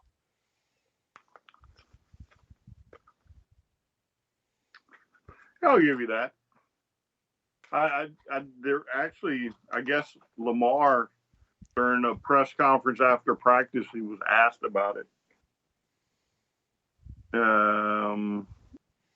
Getting called out or whatever, and he was kind of laughing. He was like, "I didn't know they were going to do that," and it's kind of funny because normally you don't see the recipient of one of those. You don't hear them talk about it, but he actually did during a press conference. I mean, there's a lot of athletes that have turned WWE or wrestling stars in general. I mean, wouldn't be the first person to come from football to do it. Hell, Ernie Ladd did it. William Perry did it, etc., etc., etc. Well, I'm not saying he's going to do that. I'm just saying that he talked about it in the actual press conference. Yeah. So now if you have somebody that hasn't watched wrestling in say 10 years, but is a Baltimore Ravens fan, watches the press conference, he may check out AEW, just figure out what Lamar was talking about. So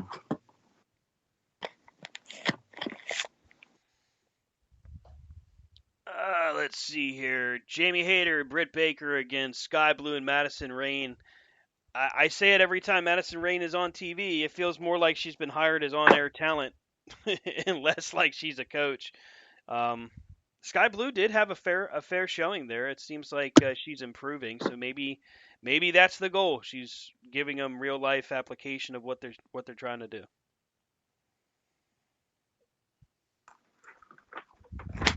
I mean, why can't a coach be out there and help a pupil in a tag match?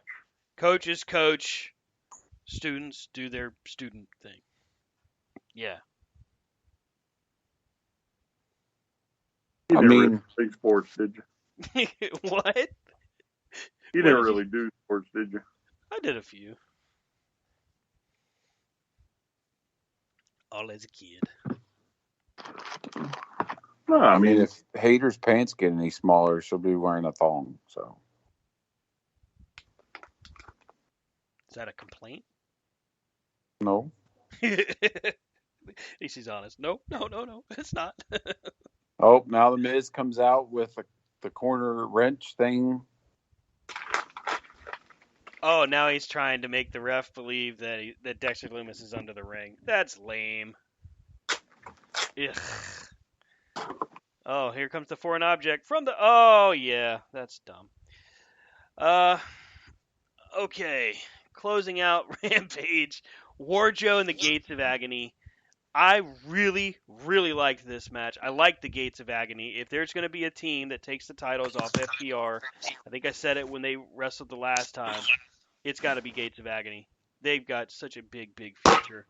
It was a great main event for Rampage. Really, really enjoyed it. Yeah, but I'm they need glad. to start letting them win. Yes. Like, I like them too, but I mean, it's time they started to get on a win streak and start creating the opportunity that they'll get a title shot at FTR. Yeah. No, I agree. I mean, they got to get them, put the streak together, get the build going, because you're going to get to Final Battle here in another month, and to me, it just makes sense for them to get the title shot. But you've got a limited amount of time to get them up to par.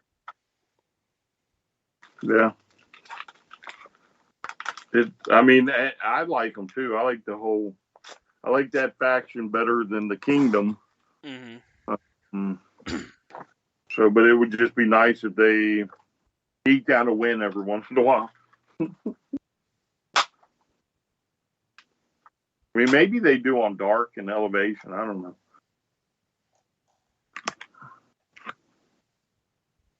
I mean, you've got to find a way to make everything matter.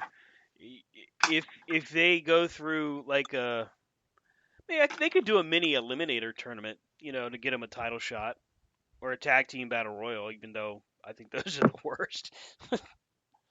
And I like battle royals. Yeah, but a couple of good victories will put them right there too. Mm-hmm. Especially with their rating system. Well, it appears that they've kind of gotten away from the rankings that they were once using. They haven't updated the rankings on the website since August. Yeah, but I don't think they ever updated that. You gotta look at the names when they come out. Mm-hmm.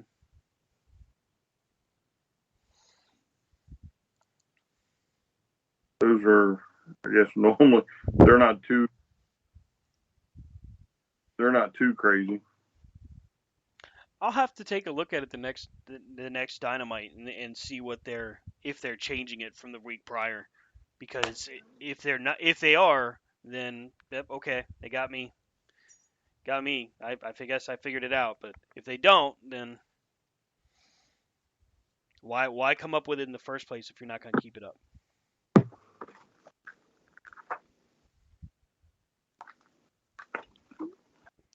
Stop being a negative, Nancy. Oh yeah? Well, you're a sensitive Sally. It's new. It's different.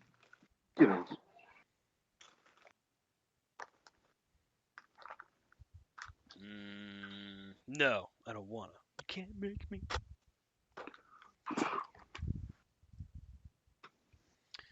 That's the week that was. We've covered the news. We've covered Rampage. We've covered Nick Aldis.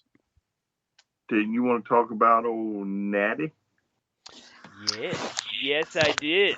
This past Friday, thank you very much, Shayna Baszler and Natty Neidhart had a very brief exchange in the ring, a very quick submission victory for Shayna. However, in the process of this matchup, holy shiznit, Shayna delivers the knee strike that she does so well and just dislocates and smashes Natty Neidhart's knee.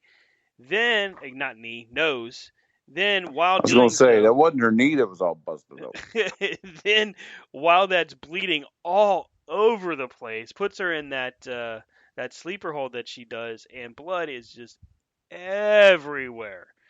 This is a legitimate injury. She actually had surgery today to get it reset. Um, One of those moments where if they do something with Shayna from here, cool. Otherwise, you've just, given us a 5-minute segment for no reason. And it was a brutal shot to the face. And yet again, no outcry. No, stop Shayna. I mean, Shayna's the theory of the night. I've never liked Shayna, but I mean, if you're going to sit here and go, oh my God, Moxley, one of the best in the business today, you know, come on. Shayna has one fan, and that's Kiana. And she literally destroyed her nose. Yeah, I mean, it reminded me a lot of how Seth Rollins smashed into Cena's face. Like, that was just nasty. And, I mean, hey, credit to Natty for being able to keep going to finish out the match. Because that just, thankfully she didn't have to do much, just lay there and get choked out. But, damn it. Blood in her hair, blood all. I mean, and the mat was pretty nasty, too. I'm shocked you didn't pass out. I watched it on replay. I paused it and went in slow-mo so I could, skip certain. Yeah, 10 hours ago on Twitter, she said, we moved my dislocated nose back to the center of my face where it belongs. Damn. I love the shape of my nose, and it will stay the same. Thank goodness. Can finally breathe again. Pain is beauty. And before that was, I knew Shayna wanted her big break in WWE. I didn't know it would be my nose.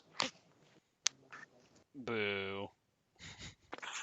Just boo. Stop it. Oh, you have to do that because your wife's outside listening to you. I love the shape of my face and my nose. It's amazing. Blech.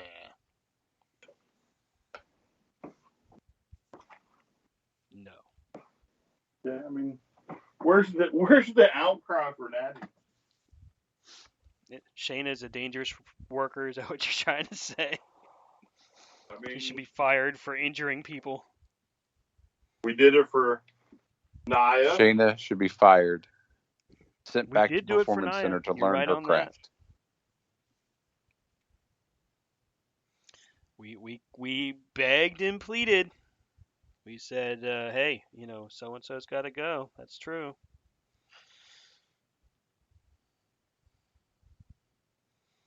Get him out of here. Get out of here. Come on, you can't stay serious, Stan. I'm always serious.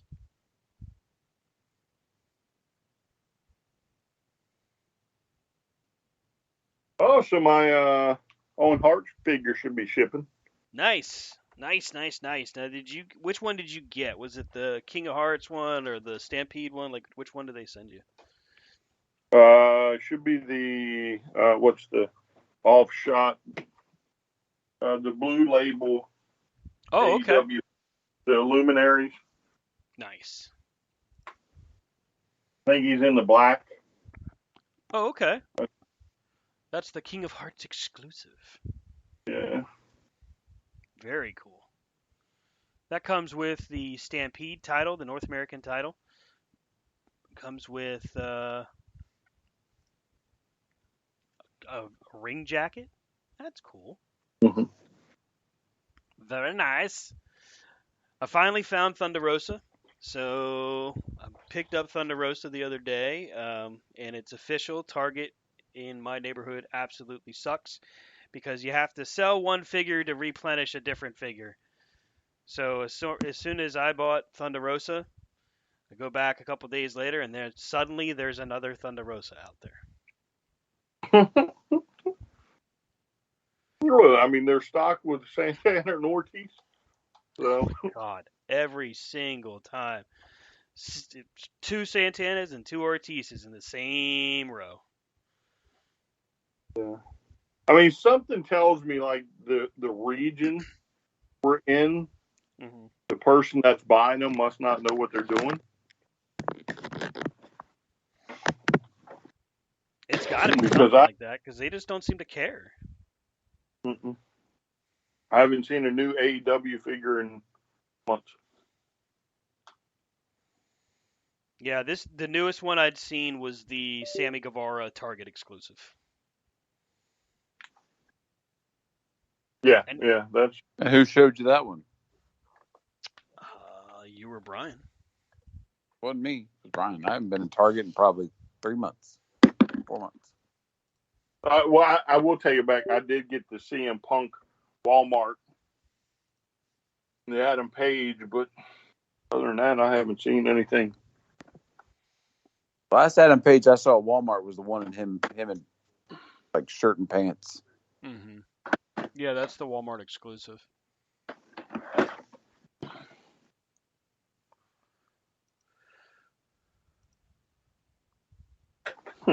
How many MJF exclusives do they have?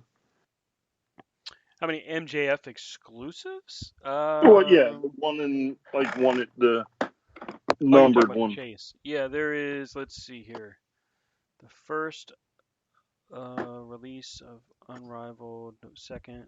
I'm scrolling through right now just to kind of look. So Unrivaled 3 was MJF, and he had a Chase figure that had the scarf. Because I saw a different scarf that had like designs on it, and I was like, I've never even seen him wear that scarf. So let's see here. MJF AEW figures. Probably would be good if I spelled AEW properly. How the hell? All right, so Unmatched. There's one with the scarf and headband. That's a Chase. Unrivaled Series 5 has the other Chase. So right now there's 2 Chase figures for MJF. But this, so there's one. Let's see, what series is this one? I have Series 2. The Series 5, what's that scarf look like? Let's take a look. That is... Where is it? I just saw it.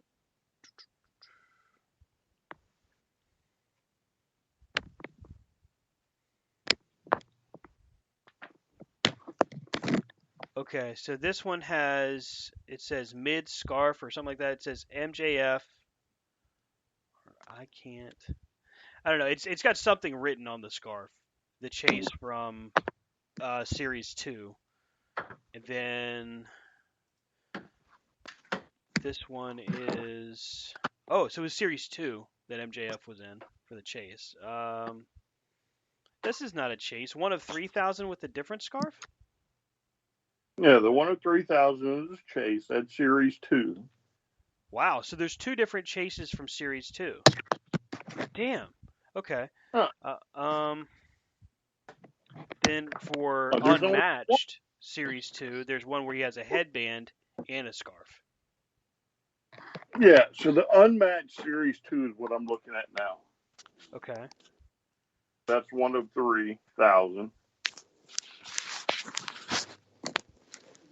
He's got like 5 figures out already. Damn. Good for him.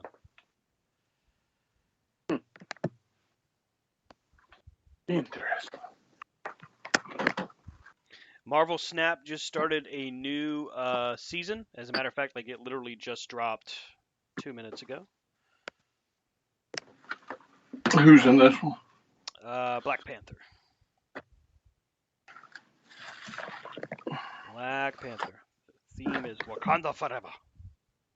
It doesn't reset your collection level, but it resets the season pass and the token thingy, the Warriors Wakanda thing.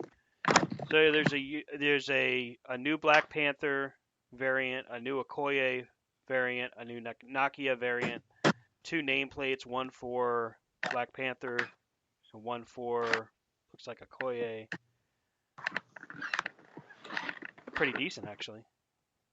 I didn't like the symbiote event. I mean, it was okay, but I didn't really get anything cool out of it. Well, yeah, but other than the variant card, I don't think you did. Yeah. I did get to pool number 3, so once you get past collection level 474, it opens up the 3rd level of cards. Now with this new season update, there's a pool 4 that's supposed to come out next month. What do you mean a pool? So the cards you can collect. Right now there's 3 different pools. There's the starter pool when you first start out. Then once you get to, I think it's past level 18, you're in pool 2, where you get majority of your collection. And then once you start ranking up higher into the 400s and above, you're in pool 3, where you get like Adam Warlock, Thanos, Daredevil, just to name a few. I got 3 of those. Actually, I may have a Thanos already. Oh, don't want to get in trouble. Up. We're going to get a strike. Let's see. Where's it at? No, I guess I don't. Thought I may have had one. Thanos. Maybe I've seen them. Maybe that's what it was. I do really like how it plays on the computer. I hope that they update it with the with all of the different accessible features. Because like right now you can't do the events, the symbiote event and now the Wakanda event. You can't do it on the PC version. I wonder why. No idea.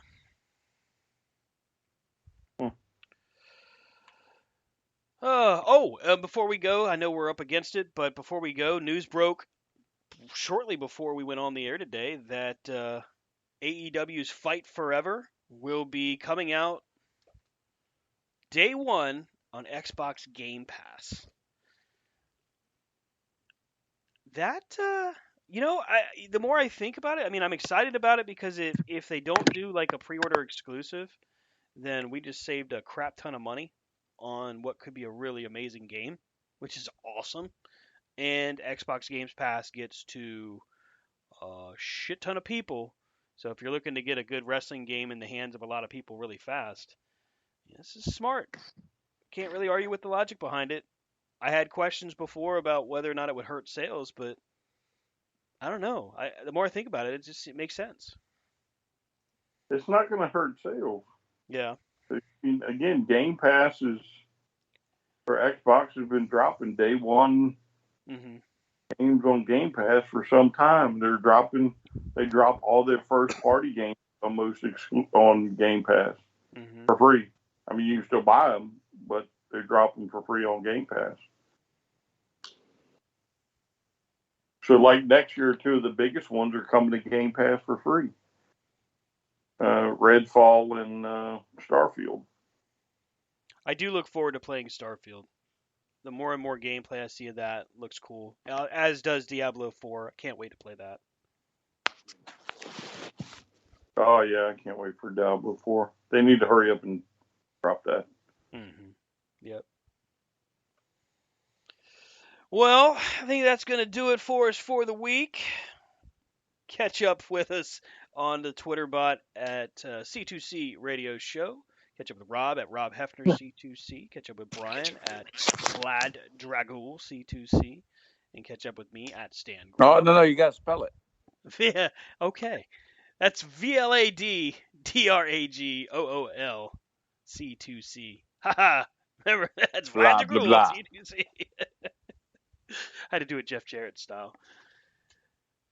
Have a great week, everybody. We're coming up fast on Full Gear. We'll do our predictions next week. We'll see you next time right here on Corner to Corner. Have a great week, everybody.